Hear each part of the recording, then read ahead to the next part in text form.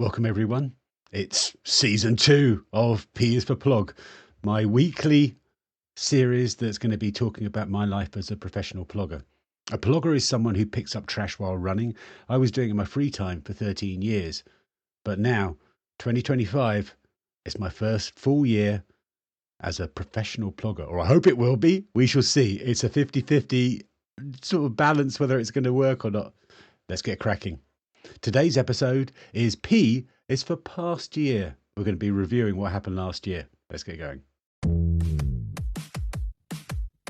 Plug it and tag it and post it and bin it. Plug it and tag it and post it and bin it. Plug it and tag it and post it and bin it. Plug it, plug it, plug it, plug it, plug it, plug it, plug it, plug it. Okay, so season 2. Wow.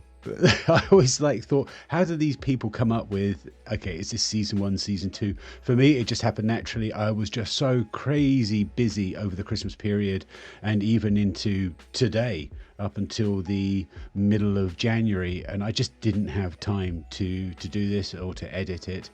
And so it's a good time to start season 2. So hopefully I'm going to be doing season 2. We'll go all the way through the year. Let's see. I have no idea. Today's episode is going to be about what happened last year. And man, last year was such a defining year. I'm going to try and whiz through it, but in fact, I'll go through the list now of all the things I want to talk about, and then you'll see why I'm going to have to just skip over some of them, because it is just ridiculous. Bearing in mind, when I go through this list, think of this as being, most of this was done during my, while I had a full-time job. I did lose my job halfway through the year, but just like the year before that, I was doing this in my free time, and it's crazy what I got achieved. So this is the list that I want to talk about. I'm only going to talk about a few things. The Kinderburgermeister, Canuary, PlogX, Parkrun volunteering, cleanup day, global cleanup day, social runs. I had a lot of social runs with Midnight Runners, Sunday Run Club, Harlem Hobblers, Patagonia, DC Raymaker. I got the design college. A design college actually came over and did some filming with me. I was in the news quite a few times. Be Kind cleanups. I did actually my first corporate cleanup that's as a way of life brand. TV, I did Sin in Morka. That was one that really stood out. Brooks. So Brooks was a very special one. I'm not really going to talk about Brooks because now I'm a professional plogger. It's a case of I need to move on. So I need to now look for brands that will give me money instead of give me stuff. I'm going to be doing it slightly different with shoes because I really do want to have a brand coming on with shoes. But last year was my 4th year as a Brooks ambassador, and I loved every minute of it. To put it this way, I would not be in the position I am now if it wasn't for Brooks and their support. So that just sort of shows how incredible they've been in my journey. Hopefully I can pick up a shoe brand that will sort of see the same vision that Brooks did back in 2020. But yeah, wow, that was heartbreaking to say towards the end of last year that I actually want to stop with the ambassadorship because I need to focus on sponsors now. I think that's all I'm going to say about Brooks. If you follow me on Instagram, you know my love for Brooks and you know how important they've been to me. But thank you, Brooks, and I mean that with all my heart. Static Held Nederland, Dutch Grand Plog. Wow, that in itself is a podcast. Local events. I did a lot of local events and more than I did before. Historically, I would always do just a couple of marathons. In fact, what my running career was before Instagram and everything like that is I basically did 2 marathons a year and I didn't really do anything else. I was just, okay, if I've got to spend money, I'm going to do the big ones. I want to do the big races. So if you look at my marathon resume, it was 3 years in New York, and then it was Amsterdam, Rotterdam, Amsterdam, Rotterdam, Amsterdam, Rotterdam, Amsterdam. It was basically that all the way through. But this year I've really embraced, or last year in 2024, I really embraced local events such as Eiselstein Loeb and a few others. And I really got a lot of joy for participating in local events. More on that in the next podcast, looking forward. The World Plogging Championships, of course, so I'll talk about that in a bit more detail. Movie posters, so I had a problem with my PC. I've had to get a new laptop, and so I can now do movie posters again. But of course, they were really every week. For a couple of years, for 2-3 years, I was doing a movie poster every Saturday. It was breaking my back. It was destroying me because they would take 8 hours of doing it, because I just don't have those skills that someone who uses Photoshop does. I have to sort of Google everything, and I have to go and get all of the trash for it. More on the movie posters next week, because that's a really exciting one. I started a podcast. You're listening to one of the things that happened in 2024. It's crazy to think that I'm now doing a podcast. It's just blown my mind. I mean, if you look at some of these things, you just go, all right, podcast, World Plogging Championships, and TV appearance. That's enough for a great year. But I've been going down through these items, and I haven't even got to the big ones. So let's carry on. I went viral on TikTok. I got 400,000 views at one stage. The classic for me was a real highlight last year of running through a shopping mall in a place I'd never been to before. So it was an area of The Hague, Den Haag, and I was running there in a banana suit through this shopping mall. And a couple of teenage girls, sort of 13, 14, something, said, "That's the Blikjes man, that's the can man." And I was like going, wow, how is that possible? I'm in a completely random place in a banana suit, but they've associated the banana guy with the Blikjes guy, with the can guy. That just, wow, that was actually a real highlight. It was one of those little ones that have a real deep impact on your soul. That was fantastic. Santa Run, 10 years of being of Santa Runs in Haarlem, and I'd never taken part, and I did it, and now I'm hooked. Be warned, Santa Run next year or in 2025, you're gonna see something else. We took part. We're fully taking part this next year. Trash trophies. Wow. I mean, just so I mentioned PlogX in a second and then moved on to the next one. But so my monthly cleanups that I do, that I've been doing all the way through the year, I now do trash trophies in. And the trash trophies actually came out of one of the big events I did. So did I actually mention that one? I did. Yeah, the Be Kind cleanup. So I did a corporate cleanup, and just chatting with them, we came up with the idea of trash trophies, and now they've actually become a real thing that I do. And so in the monthly PlogX cleanups, I now give out these trophies that I've made from trash, from cans predominantly. And I also did that in the World Cleanup Day. I gave those to all of the initiatives that we had, because with World Cleanup Day, we suddenly had this Haarlem collective group that was brand new. Did it work? Realistically, it struggled. But we've taken the step of doing it. I hope they do it this year, and then I can be part of it, because I think I can really contribute now into that Haarlem collective in doing a global cleanup day that's full of initiatives in Haarlem coming together, working together, and making it even bigger. The banana suit.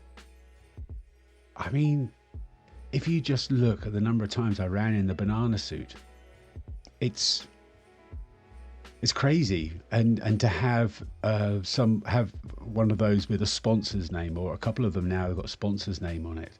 It is just blowing my mind. And the banana suit is so incredible. It is such a impact. It has such an impact in the streets, to the point where people just shout out "Banana Man, Banana Man." I had that today. I was running around town in the banana suit, and all the kids are engaged with it. And then often I heard, which was fantastic, It was, that was a banana man. And then the parents would say, yeah, and he's running and he's picking up trash. Bang! That is the impact of the banana suit. It has so much immediate impact in terms of the message that I want to bring around. So that was huge. I also took part in Behind the Greens, which is an environmental organisation who were sort of getting greenfluencers, so people that really want to make an influence in the world through green initiatives and things. So they got us together, and I was lucky enough to take part in that. And that was really information overload. I went in there thinking, yeah, I know everything. I don't really need to learn anything. But every week, it was fantastic. It really did give me thought, immediate thought that I think, how can I change this? And some of the ideas I've had have come out of some of those things that have been brought to my attention or that have made me think more clearly. So that was fantastic. A good example is just LinkedIn. I now post a lot on LinkedIn, and I would never have done that before, but now I'm a brand, I should be doing that. So things like that was really good from Behind the Greens. There was a bit of sad news. We lost our cat. Unfortunately, Suki passed away, which is, I always make a joke of not wanting to go to Australia. You know who I'm talking to. You know who I'm talking about. So there might be some Australian listeners listening here, and they know that I'm scared of Australia and all the deadly animals. But truth be told, I was deadly scared of our cat. I'm just not a cat person, and yeah. But she found a place in my heart, and wow, she was a wonderful cat that we still miss. Even now, so months later. So one of the nice things that I did with that was we had a load of food left over, and so my wife called up one of the pet sanctuaries, the animal sanctuaries, and said, do you want it? And they went really good. So they loved it. They loved the idea. So I just filled up my bag with all of the things, and then just ran to the animal sanctuary and then just gave them all of this food. And that was a real special memory of Suki that was a nice way of to say goodbye. Of course, you can't talk about the year without talking about the Blikjesjurk, the Canuary dress, the thing that really kicked off everything. It was just crazy. I mean, last year January was just overload. I was doing Canuary, just picking up cans, and that, just if you look at January alone, you go Canuary. I was picking up these cans, and I just discovered the huge impact that the deposit system does. We went from the year before, in just the month of January, I picked up 8,000 cans on my daily runs. If you put that in a line, that's 1 kilometre long, which is ridiculous. How can those be on the ground just in one city? And then the year after, when the deposit system came in, so last January when I did it, so we dropped from 8,000 down to less than 2,000. Such a huge impact, and I'm currently doing it at the moment, and yeah, that's going to be a highlight for the next session. So just Canuary in itself was a fantastic way to kick off January and just make January wonderful. But then I had the Kinderburgermeister, which was the Bloemendaal council contacted me and said, hey, we need another chain of office for our kids mayor. So they have these votes every year in the schools, and then one of the pupils can actually become the children's mayor of the council of the area. And they really take it seriously. It was just wonderful going to the ceremony and seeing how serious they did. And it really is sort of educating the kids into politics and into government and all those things. It was a really fantastic initiative. And the kids come with their own manifesto, and a lot of them, they're green manifestos. They have a chain of office, and that chain of office was made by Juttus Geluk, which is a foundation here nearby in Sunford that do beach combing for trash and things, and they make things, and they made this fantastic chain of office out of plastic items. But last year, or in 2024, they had a dilemma. The council had a dilemma because they could not separate the votes of two of the girls. So they said, let's have two this year. We can't, it's not fair to separate it. Let's have them both. And so they contacted me and said, could you make a chain of office? And so I had all these cans during January, and so I made this chain of office from cans, and I was really proud of it. That was such a highlight to sort of get this sort of commission from them to do this. So, that was just amazing. But then, so you got January, you've got the children's mare, the chain of office. What else could happen in January? Well, the Blikkiesjurk, the January dress. I ran Egmond, my favourite race in the world, and I did that in the outfit that really has, without any, it's just made me. It sort of really put me on the map of people's attention, which is exactly what I want, to spread the message. So I did the Blikkiesjurk. I had no idea if I could do it. I just kept on adding these pieces. The flag came out with just a crazy idea. In sort of the beginning of January, why don't I have a flag? And there were so many elements to that January dress that just touched me so deep. The names on the flagpole itself, and the fact that when I ran Rotterdam Marathon in it, I tied it up first of all with shoelaces that were blue and yellow, that were actually in support of Ukraine from the Rotterdam Marathon a couple of years earlier, so there's so many wonderful things about the Blikkiesjurk, the January dress, and it all kicked off in January doing Egmond. Wow, that in itself was just amazing. And I ended up doing 2.5 marathons in it. I did the half marathon of Egmond, I did Rotterdam Marathon. How can that be a footnote in someone's year review? Oh yeah, I did Rotterdam Marathon in a dress made of cans. Staggering, the reception I got from that. And then after that, I did the Climate Marathon, which was a little bit less than a marathon. It was sort of 30 kilometers. And then in the evening, I did the Haarlem Krachterloop, which was a real nice way of just saying goodbye to the dress in terms of running. But it's still out there. Just wait until next week's the year forward review. So, I mean, that in its own right. But the thing I'm most proud of? The thing I'm most proud of are these two stats. 4,000 kilometers, 40,000 liters of trash. That's what I ran, that's what I picked up. In fact, it was more than 40,000 litres, if I make it to a nice, easy number that I can remember at my age. So that is the one I'm most proud of. As a professional plogger, that is my core business. It is not running marathons in crazy outfits. It is not doing movie posters. It's not doing anything other than getting my running gear on, going out, running, picking up trash, getting seen doing it. That is who I am. That is way of life. That is my core business. And to do the 4,000 was such a huge goal to reach and achieve. The reason being is I was injured for nearly all the entire year, and it was all my own fault.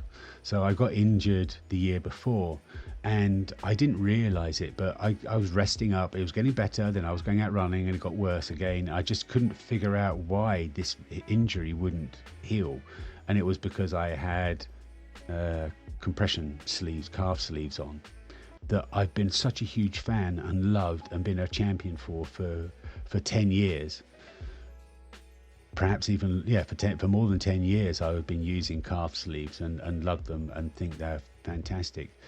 Having said that, when you pick up an Achilles injury, what was happening was where the calf sleeve finishes around my Achilles, that was where it was just making the injury carry on and not heal.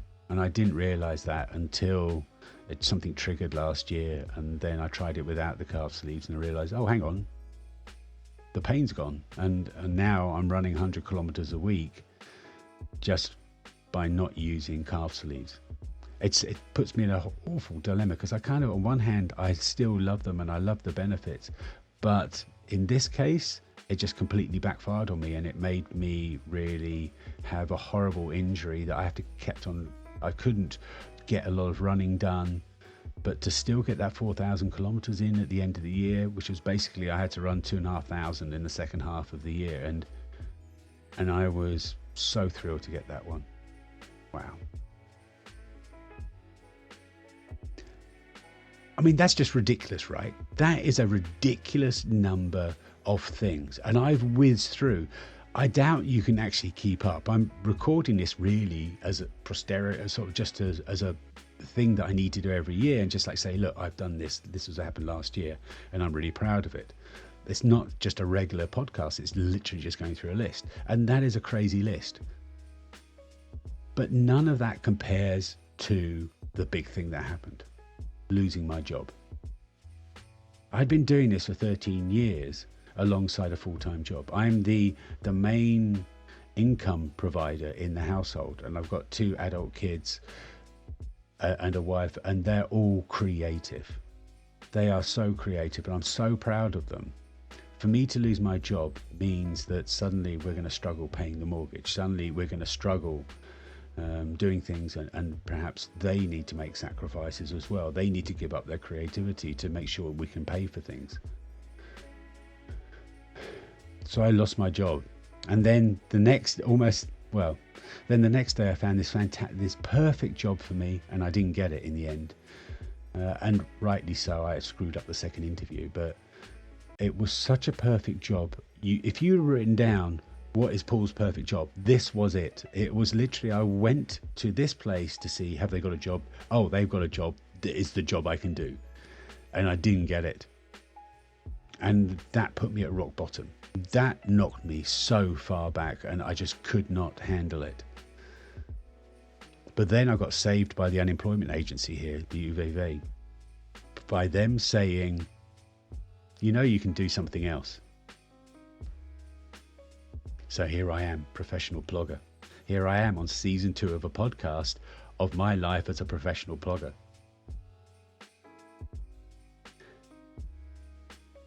I'm going to give the tip at the end that is sort of just talks about that fact of going professional plogging. It's the biggest change in my life that I've ever had. I think everyone talks about kids. Yeah, let's move the kids outside of it. Apart from the kids and getting married and things, in terms of just impact to my life, it has been the biggest change in my life. It has been a bigger change in my impact in my life than moving from England to the Netherlands. In terms of mental health and everything, it's been such a huge thing. That is the only thing I should really talk about in terms of the year review, is taking that plunge to becoming a professional blogger.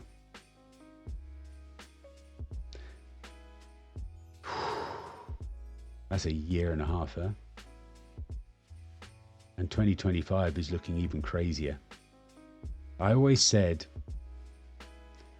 for the 13 years I was doing this in my free time, people would come up to me and say, so how do you earn money from doing all this? Yeah, how have you been doing this? And I said, well, I don't this is my free time. I've got a regular job. It's just love. It's awesome actually seeing them. They're realizing, oh, hang on, how does he do all of that? How does he manage to do it? It was like getting up early, going to bed late. That's what it was. And my family sacrificing themselves, my family time, our family time, through that passion I've got. But I always said, if I could do all of this in my free time, imagine what I can do full time. Well, I'm going to leave that answer to next week's podcast, which is going to be looking at the year ahead. So let's just end it there. I've just whizzed through a whole list. It's probably been the most boring episode, but it was important to get it down. It's important to get it out there because it is 2024 is a milestone year. It's a crossroads year. It's going to be the year that has the biggest impact, I think, in my whole life. Let's do the outro and then I'll give you a tip for the day. Plug it and tag it and post it and bin it. Plug it and tag it and post it and bin it. Plug it and tag it and post it. So, what is my tip for the day? Well, funnily enough, there's on the trash trophies, and I did this in my Instagram post this week. I talked about some of the phrases that I have on my trash trophies that mean a lot to me. And I'm actually going to play the poem. So it's actually a poem. And the first place I heard this was by a group called One Giant Leap, which is the most incredible band I can't even call it a band, but One Giant Leap, for me, their two albums are the most dear to my heart albums, and this was on one of their songs. A lot of the songs start with some words, and this is what it is. Let's just play it. Come to the edge, we said, and they said, no, it's too high. And come to the edge, we said, and they said, no, we're going to fall. And come to the edge, we said, and they very reluctantly came, and we pushed, and they flew.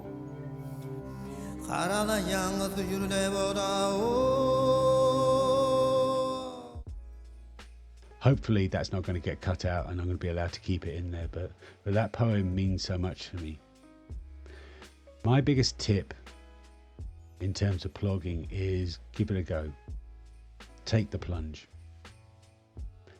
You don't have to wait for someone to actually push you over the edge, over the cliff, like in the poem. You could actually do it yourself. And the thing that might happen is you find a happiness that you've never felt before. I have never been happier in my life. It feels like I'm doing something important. It feels like I'm doing something close to my heart. It feels like it's bringing all of my talents to the front. You know, the talents that I do have, it feels like all of those are being used in this pursuit that I'm following at the moment. Losing a job is awful, but it's given me the greatest gift. I really hope this succeeds because I just want this happiness to continue. But even if it doesn't, even if this fails, I will have the satisfaction knowing I've tried. So with plogging, give it a try. Don't go, oh, I never gave it a try, or I didn't try it. Go out today, go out tomorrow and try it. Just something small. Who knows? It might actually be life-changing. It really could be.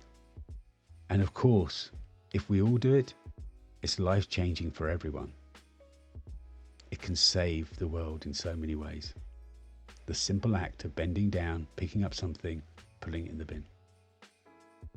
That really is my way of life. 2024 is my defining way of life. Thank you for listening. I'll speak to you next week. Bye.